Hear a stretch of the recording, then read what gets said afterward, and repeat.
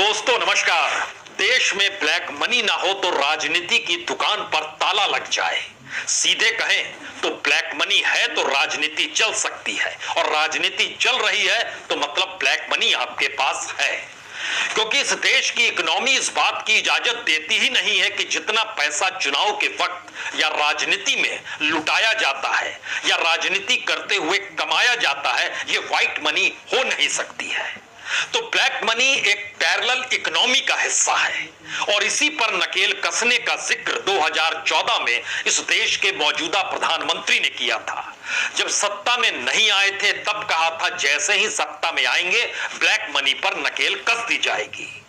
देश ने भरोसा कर लिया और मानकर चले कि वाकई ब्लैक मनी पर अब बैन लग जाएगा, प्रतिबंध लग जाएगा, और इस देश में अब डिजिटल इकोनॉमी होगी, जिसका जिक्र बार बार देश के प्रधानमंत्री ने कई मौकों पर किया। और इसीलिए 2014 की पहली कैबिनेट को याद कीजिए।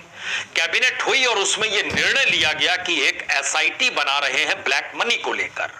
लेकिन उसके बाद से लेकर 2023 में यानी 9 बरस के दौर में जब आप खड़े हैं तो हो सकता है आपके जहन में ये सवाल लगातार रहेंगे कि अच्छा, विकीलीक्स में जिनका नाम आया था उनका क्या हुआ, पनामा पेपर्स में जिनका नाम आया था उनका क्या हुआ, जो एचएसबीसी की बैंक की लिस्ट थी उनके साथ सरकार ने क्या उन्हें जेल में डाल दिया, जो इस दौर में स्विस बैंक में जिनका पैसा जमा था सरकार ने क्या किया।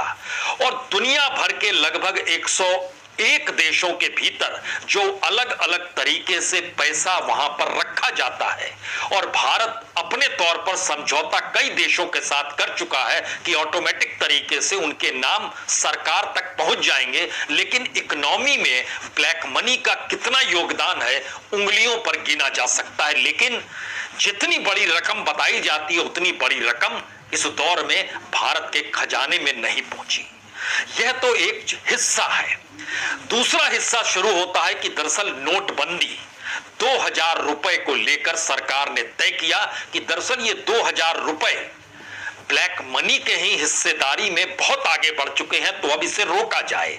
इसका जिक्र आरबीआई ने किया, इसका जिक्र नीति आयोग ने किया, इसका जिक्र फाइनेंस मिनिस्ट्री ने किया, इसका जिक्र तमाम कैबिनेट मिनिस्टर और बीजेपी के मुख्यमंत्रियों से भी जब पूछा गया तो उन्होंने यही कहा, जी ब्लैक मनी पर नकेल कसने के लिए 2000 रुपए पर प्रतिबंध लगाया जा रहा है और 30 सितंबर तक आप बदल सकते हैं।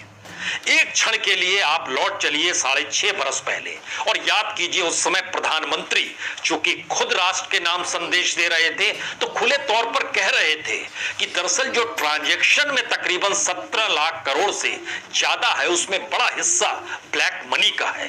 तो अब उस पर नकेल कसनी और इसीलिए 1000